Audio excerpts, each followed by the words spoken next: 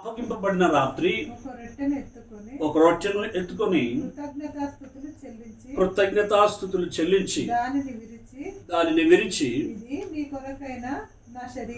ఇది నీ కొరకైన నా శరీరము, నన్ను జ్ఞాపకం చేసుకొనుటకే దీనిని చేయుడని చెప్పాను.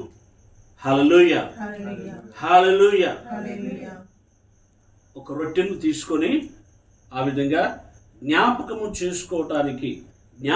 చేసుకున్నప్పుడల్లా ప్రభు తను మరి రాత్రి భోజనమందు శిష్యుల యొక్క పాదాలను కడుగుతూ తానిచ్చినటువంటి యొక్క ఆజ్ఞ, నూతనమైన ఆజ్ఞ, అదే ప్రేమ ఆజ్ఞగా మనకు యోహాను 13:34 కూడా చెప్పడం జరుగుతుంది.